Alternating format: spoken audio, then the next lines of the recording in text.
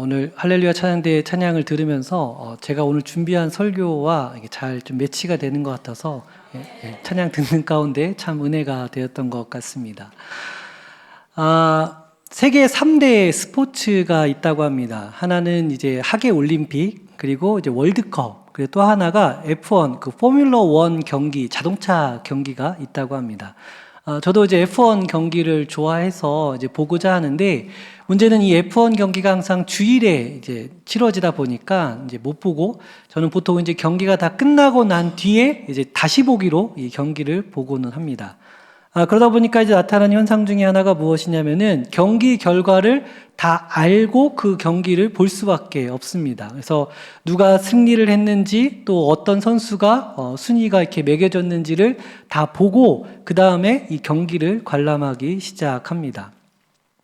그러다 보니까 이제 나타나는 현상 중에 하나가 무엇이냐면은 아무것도 모르고 라이브로 볼 때에는 조그만한 실수가 발생을 하거나 이제 미끄러지거나 할 적에 그 선수가 어떻게 될까 조마조마하게 보거나, 이 피트스탑이라고 해가지고 자동차 바퀴를 교체할 적에 조금이라도 이제 미뤄지게 되면 야, 저 선수 큰일 났다 이렇게 조마조마한 마음으로 경기를 보곤 하는데, 이 경기 결과를 다 알고 오히려 보니까 조금 그 선수가 실수를 하더라도 괜찮아, 저 선수 어차피 우승할 거니까. 그리고 조금이라도 이 선수가 기대했던 선수인데도 불구하고 초반에 아무리 잘하더라도 저 선수 조만간 뭔가 일이 벌어지겠구나 라고 생각하면서 이 경기를 보게 되는 것 같습니다. 그래서 경기의 결과를 다 알고 보게 되어지면 이 경기를 보는 관점이 이제 바뀌어지게 되는데, 경기가 이제 어떻게 누가 우승할 것인가, 누가 이 순위를 먼저 올라갈 것인가에 대한 관심이 아니라 이 경기의 내용이 어떻게 구성되어지고 이 경기를 치루어가는 선수가 어떤 일들이 벌어지는지 경기의 내용에 조금 더 집중하게 되는 것 같습니다. 오늘 우리가 마주하고 있는 이 요한계시록은 우리로 하여금 이 경기의 결과를 다 알려주고 있는 성경책입니다. 이 인생이라고 하는 이 험악한 트랙 위에서 이 환난과 고난 속에 살아가고 있는 우리 모두에게 있어서 하나님은 이미 승리가 다 확정되어져 있고 경기 결과는 이미 다 치루어진 것을 우리에게 알려주는 이야기가 바로 이 요한계시록의 이야기입니다. 물론 그 과정 속에서 고통이 아예 없다라고 말씀하시지는 않고 계십니다. 오히려 우리가 마주해야 할 그 현실을 더 명확하게 보여주고 있으며, 다만 그 고난 끝에 우리가 무엇을 기다리고 있는지 더 선명하게 보여줌으로써 오늘 우리가 지나가고 있는 이 구간을 비명이 아니라 당당한 기백으로 모든 것을 감당해내도록 우리를 초대하고 있습니다. 함께 이 본문의 이야기를 살펴보면서 고난의 현장 속에 살아가고 있는 우리 모두에게 있어서 승리를 약속하시고 새 힘을 공급해 주시는 우리 주님의 음성이 선하게 들려지는 귀한 시간이 되기를 간절히 소망합니다. 먼저 본문 1절의 시작은 이렇게 시작하고 있습니다. 이 일 후에라고 이 본문의 이야기가 시작되어집니다. 여기서 이 일이라고 하는 것은 이 앞서서 요한이 7개 그 요한계시록에 나오는 그 7교회의 이 처절한 현실과 그들이 박해를 받고 있는 그 상황을 다 알고 난 이후에 이렇게 이야기를 듣게 되었다라고 시작하고 있습니다. 이 땅에서 지금 이루어지고 있는 모든 고난의 그 상황과 성도로 하여금 올바르게 하나님 앞에 살아내야 함에도 불구하고 그 살아내지 못하는 삶의 현장들을 다 보고 난 이후에 이제 요한은 고개를 들어 하늘을 보게 되어지는 장면으로 이어지고 있습니다. 사실 당시 요한이 처하여진 환경은 이 밤모섬이라고 하는 유배지에 갇혀 있었습니다. 사방은 바다로 덮여 있었고, 이 로마는 감시와 이 쇠약한 육체가 그 요한을 지금 짓누르고 있는 철저히 갇혀져 있는 상황 속에서 요한은 처하여 있었습니다. 아마 보통 사람이라고 한다면은 자신이 처하여진 이 돌벽을 바라보며 절망 속에 빠질지도 모르겠습니다. 하지만 요한은 이 자신을 가두고 있는 이 세상을 바라보고 있지 않고 열려져 있는 하늘 문을 지금 바라보고 있습니다. 세상이 아무리 우리를 가두려 하고 우리로 하여금 땅만 바라보게 한다 할지라도 하나님께 나아가는 그 통로, 하늘의 문은 항상 열려 있음을 본문은 먼저 보여주며 우리를 초대하고 있습니다. 이러한 시선의 전환의 이야기가 담겨져 있는 한 이야기가 있습니다. 바로 요한복음 4장에 등장하는 수가성 여인의 이야기입니다. 이 여인의 삶은 말 그대로 모든 것이 다 막혀져 있는 삶을 살고 있었습니다. 뜨거운 정오의 태양 아래 아무도 없는 우물가에 혼자 나와서 걸어야 했던 그녀는 모든 사람들과의 관계가 다 단절되어져 있었습니다. 그녀에게는 과거 남편 5이 있었으나 지금 사는 이도 남편이 아니어진 이 매우 비참한 현실 속에서 그녀는 경제적으로나 그리고 정서적으로나 모든 마음의 문도 다 굳게 닫혀져 있었습니다. 그리고 무엇보다 그녀는 어디에서 예배해야 할지 알지 모르는 이 영적으로도 매우 방황하고 있었던 상황 속에 처하여 있었습니다. 그랬던 그녀가 이 우물가에서 예수님을 만나게 되어집니다. 주님과 여러 가지 이야기를 나누는 사이에 그녀의 시선이 바뀌어지는 것을 관찰할 수 있습니다. 처음에는 그저 물을 구하러 온 낯선 유대인 남자로 바라보았지만 어느덧 자신의 삶의 모든 갈증을 다 해결해 줄 메시아가 이분이다라는 것을 그녀는 발견하게 되어집니다. 현실의 결핍들만 바라보았던 그녀의 눈이 이 예수님을 정면으로 보게 되어지자 그녀는 자신의 생명줄과도 같았던 그 물 항아리를 그 자리에 던져버리고 그리고 자신을 가두었던 그 마을로 다시 돌아가서 사람들에게 예수님을 전하는 모습을 우리에게 보여주고 있습니다. 갇혀서 살았던 그녀의 삶이 예수님을 온전히 만나게 되자 새로운 세계로 이 눈이 띄어져서 삶을 걸어 나아가는 모습을 우리에게 보여주었습니다. 인생의 고난 속에서 우리에게 가장 필요로 하는 것은 그 문제의 해결이 아닙니다. 그 문제를 바라보고 있는 우리의 시선의 전환이 무엇보다 먼저 필요합니다. 팍팍한 이 생존의 현장에서 그리고 무너진 관계의 그 파편 속에서 주님께서 이미 열어놓으신 하늘 문을 향하여 우리가 눈을 들 때 새로운 삶이 우리 가운데 이루어질 수 있는 것입니다. 주님은 그러한 우리로 하여금 이리로 올라오라 라고 부르시며 이후에 이 땅에서 마땅히 일어나야 될 일들을 이제부터 보여주겠다라고 알려주고 계십니다. 여기서 마땅히라고 하는 말은 우연히 어떠한 일들이 일어나는 것이 아니라 필연적으로 그리고 반드시 일어나야 될 일들에 관하여서 우리에게 보여주겠다라고 말씀하고 계십니다. 이 마땅히 보여주겠다라고 하는 것에는 3가지 의미를 담고 있습니다. 첫째로는 그 마땅히 보여지는 것들 속에서 고난의 실체를 숨기지 않으십니다. 우리가 삶을 살아내면서 그리스도인으로서 마땅히 이 땅 가운데 살아낼 때에 겪어야 될 환난과 고난이 반드시 있다라는 것을 우리에게 명시하여 주고 계십니다. 그리고 마땅히 보여줘야 될 것에 대한 메시지는 2번째로 그 고난 가운데 하나님이 여전히 함께하고 계실 것을 우리에게 알려주십니다. 이 모든 역사가 하나님의 주관 아래 이루어지고 있으며 그 성도를 친히 보호하시는 분으로 우리에게 다가오십니다. 그리고 이 마땅히 보여주어야 할 것에 대한 메시지로 가장 중요한 것은 결국 맞이할 최후의 승리가 예비되어져 있음을 우리에게 알려주고 있습니다. 특별히 이 주님이 보여주실 심판의 장면들은 사실 성도들로 하여금 매우 큰 위로가 되어지고 있습니다. 왜냐하면 이 심판의 내용들이 이후에 기록되어질 때에 그 심판의 내용은 곧 성도들에게 있어서는 구원의 이야기이기 때문에 그러합니다. 이것을 잘 보여주는 이야기가 출애굽에서 나왔던 홍해 사건이었습니다.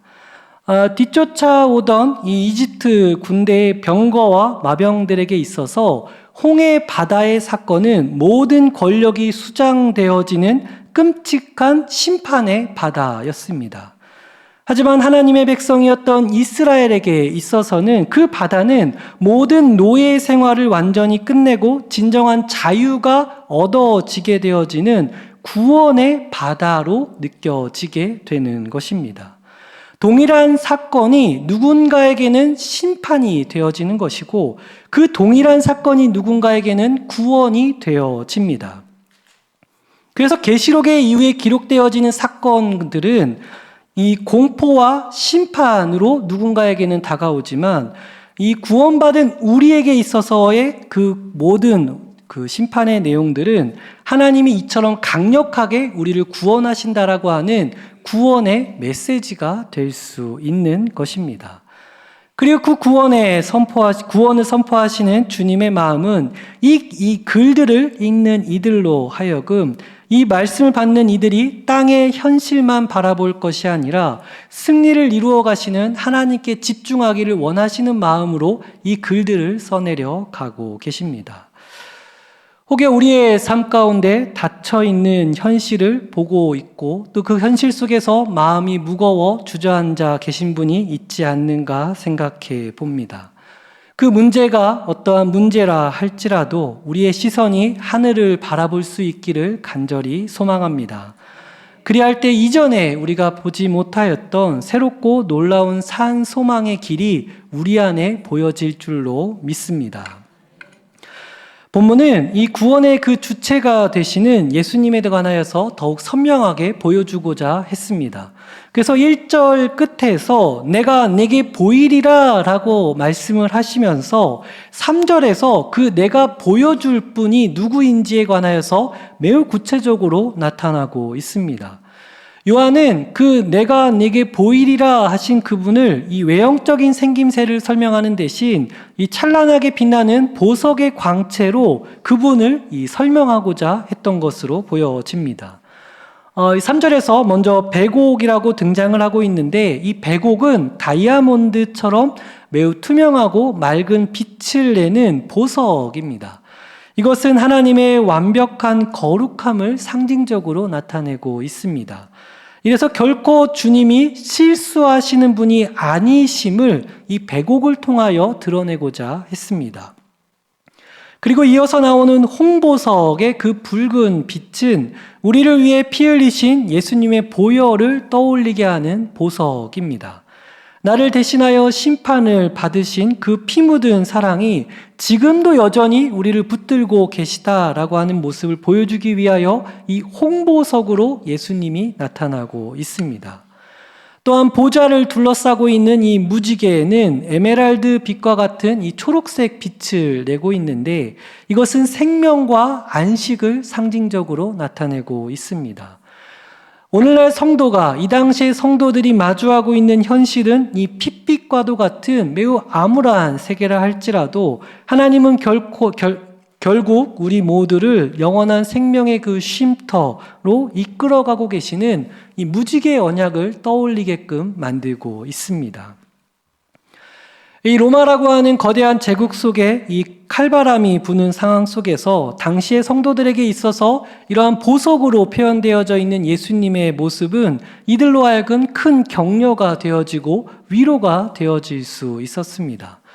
이들에게 있어서 세상의 권력이 다 전부다라고 여겼는데 그들이 눈을 들어 하늘을 보니까 비교할 수 없는 주님의 영광을 보게 되어지고 주님은 단지 무서운 벌만 내리시는 분이 아니라 보석처럼 아름답고 빛나고 변함없으시 우리를 지켜주시는 분으로 이 본문의 이야기는 우리에게 전달하고 있기 때문에 그러합니다. 그래서 3절에 보여주신 이 주님의 영광스러운 그 모습이 오늘날 우리에게 실제적으로 다가오는 그 힘이 되어질 필요가 있는데 그 우리에게 있어서 예수님의 그 실제적인 모습이 다가오도록 만드시는 분이 누구인지 2절 말씀은 보여주고 있습니다. 우리 2절 말씀 같이 한번 봤으면 좋겠는데요. 오늘 본문 4장 2절 말씀입니다. 우리 함께 봉독해 볼까요? 내가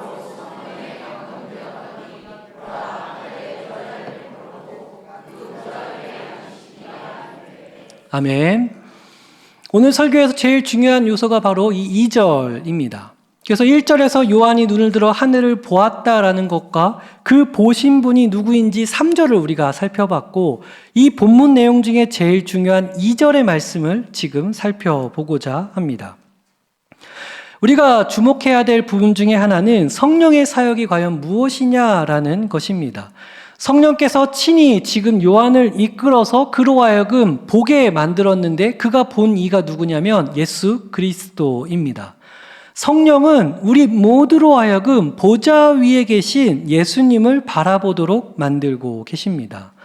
성령님의 가장 주된 사역이고 가장 우선적인 사역은 무엇이냐면은 우리 영혼의 그 흐릿해진 렌즈를 깨끗하게 닦아주고 계십니다.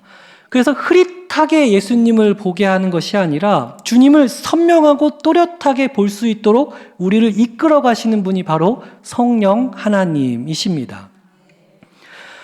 육신의 눈으로는 밤모섬의 날카로운 돌더미와 거친 파도밖에 볼 수 없었지만, 성령에 감동되어진 요한은 그 세상의 환경을 보는 것이 아니라 현실 너머의 진짜 세계, 진짜 보좌에 앉아 계신 예수님을 보도록 만들어주고 있습니다.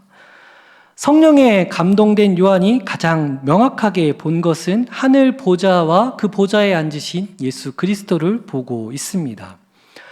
이 당시의 사람들은 하나님의 보좌가 비어있다라고 생각을 했습니다.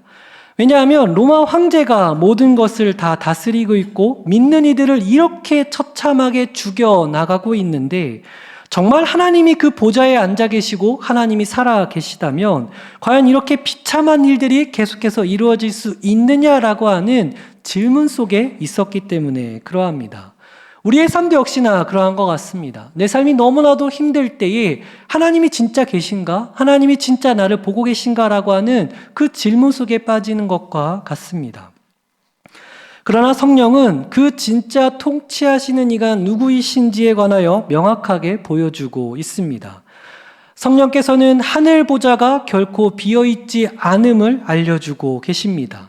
세상의 권세가 아무리 위세를 떨친다 할지라도 하늘에 있는 보좌는 요지부동하지 않고 있으며, 그 위에서 우리 주님은 당당히 앉아서 모든 것을 통치하고 계심을 우리에게 보여주고 있습니다. 이 평온한 통치를 이해하기 위해서 복음서에 나타난 이 풍랑 속에 만난 제자들의 이야기를 살펴볼 필요가 있습니다.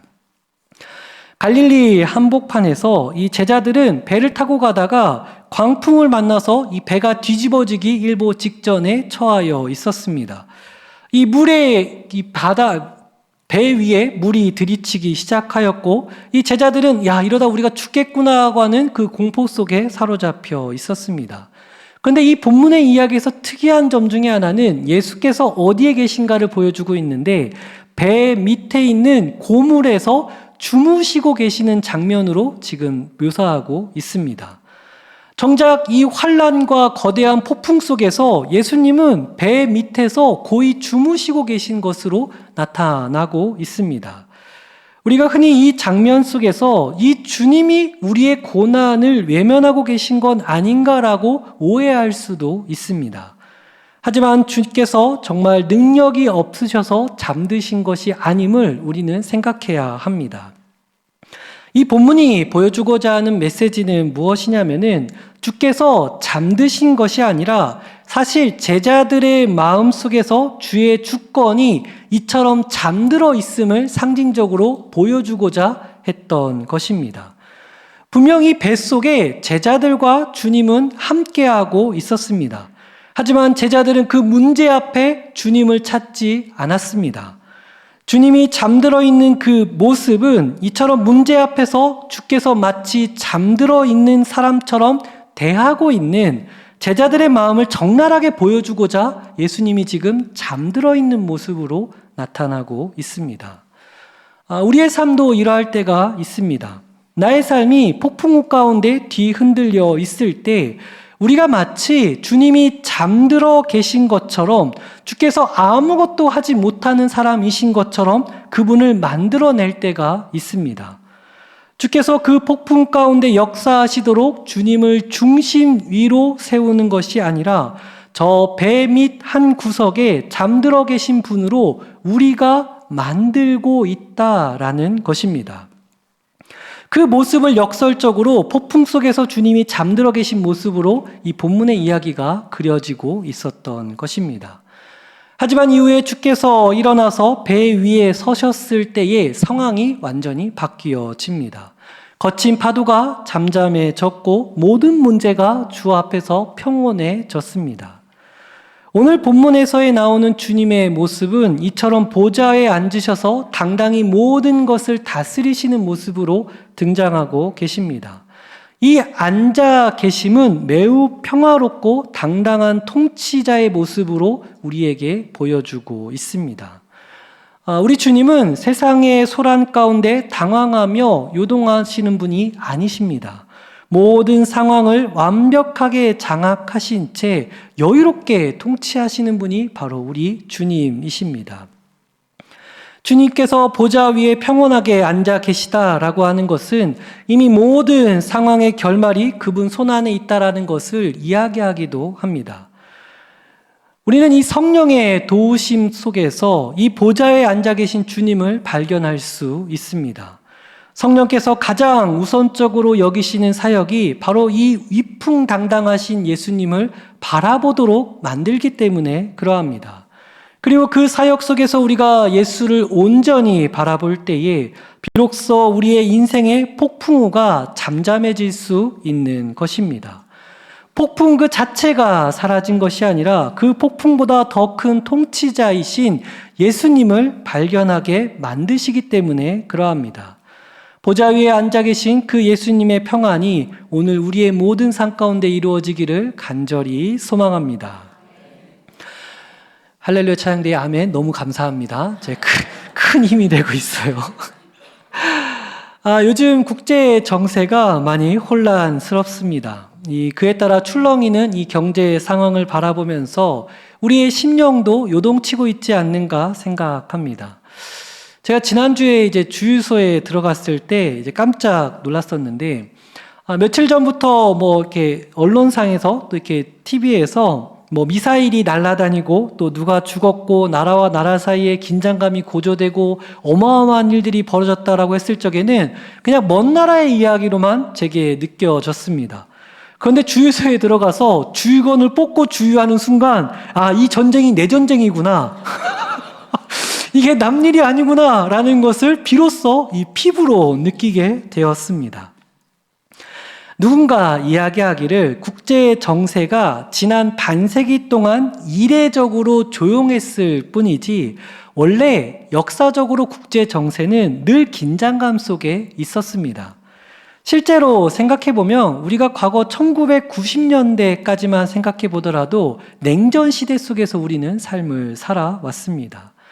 다시 말해 이 세상에서 참된 평화가 이루어지기는 매우 어렵다라는 것입니다. 하나님의 통치가 진정 우리에게 이루어지고 세상에 요동치는 것을 넘어 하나님이 온전히 이 세상을 주관하심을 바라볼 때에 우리 안에 평안이 임하는 것이지 이 세상 가운데 온전한 평안과 참된 평화를 얻을 수 없음을 우리는 꼭 기억할 필요가 있습니다. 개인의 삶도 역시나 마찬가지입니다. 우리가 폭풍 후의 삶을 살아온 날들이 참 많습니다. 그런 요동치는 세상의 삶들 가운데 개인의 삶이 그 삶을 살아내는 과정 속에서 문제를 뚫고 역사하시는 하나님을 바라볼 때 평안이 임하는 것이지 문제에 함몰되기 시작하면 그 어떠한 평안도 얻을 수 없는 것입니다. 본문은 그러한 우리로 하여금 계속해서 세상을 바라보는 것이 아니라 성령으로 말미암아 보좌에 앉아 계신 예수 그리스도를 바라보도록 이끌어가고 계십니다. 우리가 세상을 외면하라라는 의미가 아닙니다. 우리의 마음의 중심이 예수 그리스도를 온전히 바라볼 것을 이야기하고 있습니다. 요동치는 세상의 것에 내 마음이 흔들리지 않게 하시고 도리어 내 마음속은 예수 그리스도로 말미암아 굳건하도록 만들어야 할 것입니다. 다시 우리가 일어나 한 주의 삶을 시작할 때에 우리 마음의 중심이 반드시 하나님께로 고정되어져서 세상 가운데 평안이 나아가는 우리의 모든 삶이 되시길 간절히 축원합니다. 말씀을 정리하도록 하겠습니다. 오늘 우리는 계시록의 말씀들을 통하여 우리가 진정 바라보아야 할 이가 누구인지에 대하여 살펴보았습니다. 아무리 세상의 환경이 우리를 좁은 섬으로 몰아넣고 감옥과도 같이 우리를 가둔다 할지라도 우리는 성령의 도우심 아래 눈을 들어 보좌에 앉으신 이를 굳건하게 바라보아야 합니다. 성령은 지금도 우리의 혼란한 인생 속에서 보좌에 앉으신 이를 바라보도록 이끌어가고 계시기 때문입니다. 인생의 그 폭풍우 속에서 주님이 보이지 않는 이유는 주가 우리를 떠나셨기 때문이 아니라 우리의 믿음이 잠들어 있기 때문에 주님을 바라보지 못하고 있는 것입니다. 성령의 그 조명하심을 의지하여 보좌에 앉으신 이를 다시 인식하는 우리가 되기를 원합니다. 그분의 통치 아래 있을 때만 우리가 참된 평안을 얻을 수 있기 때문에 그러합니다. 하늘 보좌는 단 한순간도 비어 있었던 적이 없습니다. 그 보좌를 우리가 바라본다면 우리는 이 세상이 줄 수 없는 참된 평안을 얻을 줄로 믿습니다. 이 승리의 확신과 약속 속에 새롭게 시작되는 한 주의 모든 삶이 승리로 이루어지는 우리 모두가 되시길 주님의 이름으로 간절히 축원합니다. 기도하겠습니다.